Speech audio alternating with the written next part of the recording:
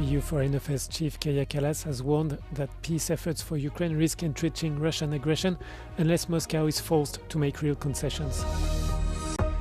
The upheaval caused by the Epstein scandal in France led to the resignation of the president of the Arab World Institute and former Minister of Culture, Jack Lang. Opposition lawmaker Juan Pablo Guanipa was rearrested early on Monday, less than 12 hours after his release from a Venezuelan prison.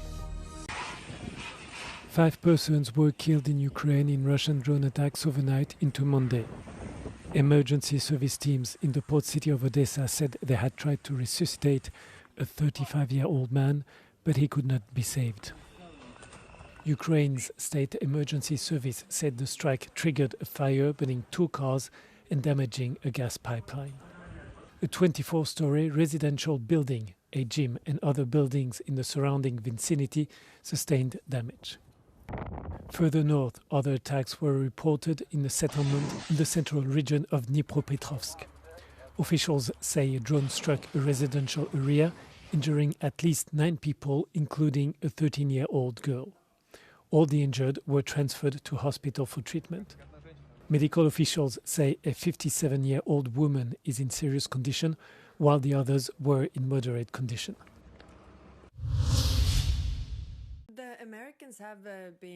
EU Foreign Affairs Chief Kaja Kallas has warned that peace efforts for Ukraine risk entrenching Russian aggression unless Moscow is forced to make real concessions.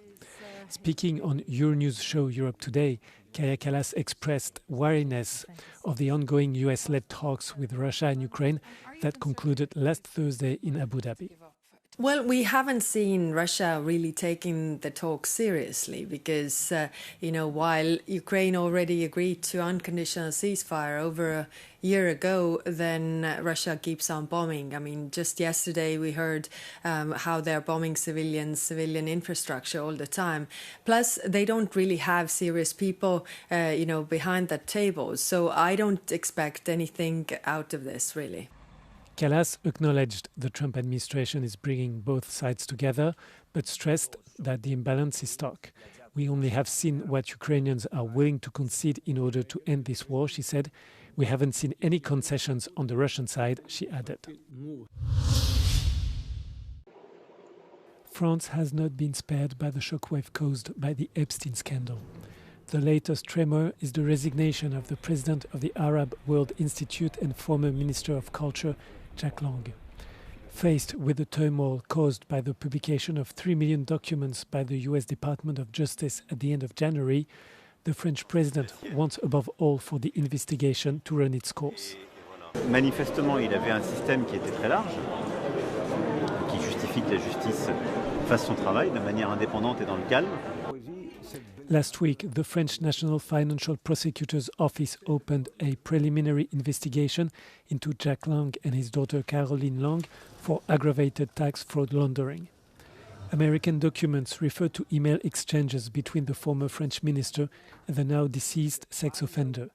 Jeffrey Epstein also co-founded an offshore company with Jack Lang's daughter for the purpose of acquiring works of art.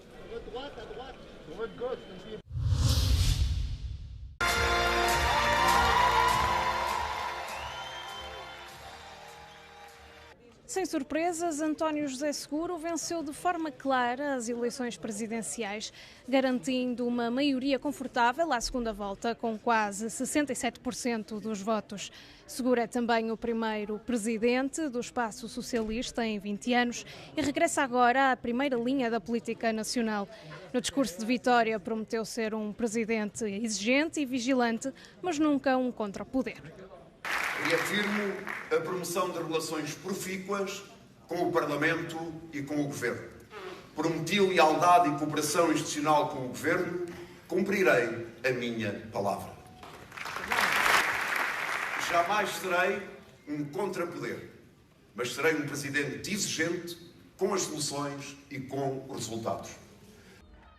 André Ventura knew from the outset the night would not end in victory. Still, he recorded his strongest result to date, with Chega surpassing 1.5 million votes for the first time. while falling short of the nearly 2 million won by the Democratic Alliance in the last legislative elections. Ventura secured 33%, higher than the 31% obtained by the governing parties in May. Acho que a mensagem dos portugueses foi clara. Lideramos a direita em Portugal, lideramos o espaço da direita em Portugal e vamos em breve governar este país. No papel, pelo menos, foi uma derrota, mas André Ventura sente-se reforçado após esta noite eleitoral. Diz ser o líder de um movimento imparável que mais tarde ou mais cedo vai conseguir transformar Portugal pelo povo contra as elites. João Azevedo, Bruno Figueiredo, Joana Mourão Carvalho, Euronews. Juan Pablo Guanipa was rearrested after less than 12 hours of gaining his freedom from a Venezuelan prison. Opposition figures, including leader Maria Corina Machado, whom Guanipa is a close ally to, described the incident as a kidnapping. She wrote in a post on X that the opposition politician was forcibly pushed into vehicles as heavily armed men dressed in civilian clothes stormed his residence. Later on Monday, the public prosecutor's office released a statement announcing that Guanipa was again taken into custody and placed under house arrest. The statement alleged that the opposition lawmaker had not complied with the terms of his release, prompting his capture. The former National Assembly vice president was released on Sunday after more than 8 months in prison, together with several prominent opposition members. His release came as part of a government initiative kick-started by acting President Delcy Rodriguez to free political detainees after the U.S. executed a stunning military operation last month. The operation ended with the capture of President Nicolas Maduro and his extradition to New York, where he faces charges of narco-terrorism. Detentions in Venezuela have routinely been criticized as arbitrary, politically motivated, and mere attempts at muzzling dissent. Machado has called for the immediate release of Guanipa. Following her landslide election victory in Japan, Prime Minister Sanai Takaichi said she won't bask in the afterglow and has vowed to deliver on her campaign pledges. 勝利の余韻に浸っている余裕は私たちにはございません。速やかに特別国会を召集させていただき、まずは来年度予算や予算関連法案を一日でも早く成立させていく。野党の皆様にもご協力をお願い申し上げます。Takaichi's victory has already proven to be impactful as Asian markets rose following her election win. The 64-year-old prime minister regained a substantial amount of support for the Liberal Democratic Party, which it had lost in recent elections due to inflation and corruption. Takaichi was on the LDP's ultra-conservative fringe when she became party chief and prime minister in October last year.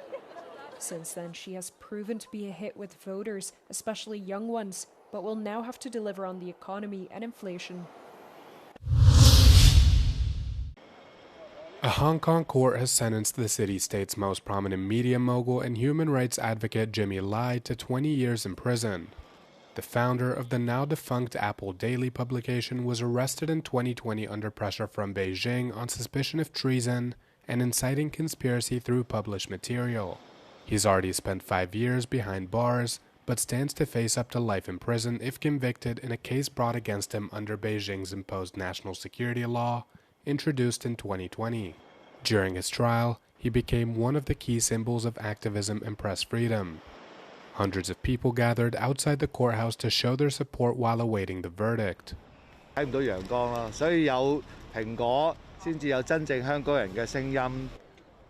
Beijing insists his trial has nothing to do with the free press, accusing the defendants of using news reporting as a pretext to commit acts that harmed China and Hong Kong for years.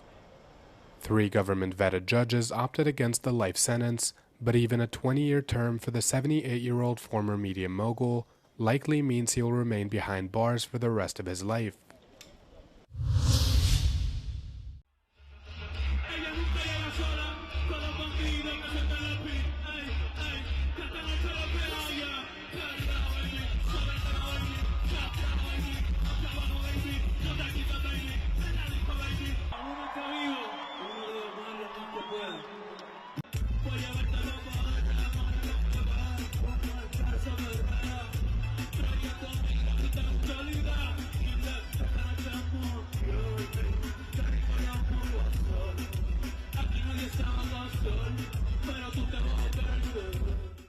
Bad Bunny, that's what it's about. His message, I am so proud to be a Puerto Rican. Love his message of unity, incluyendo a toda la gente, la comunidad latina, para estar aquí a apoyarlo. Nunca hemos tenido a alguien que habla solo español. I just love his music. I love that he is so passionate about his culture, and he just really cares about people. You can tell, even just from his speech at the Grammys, it was just beautiful.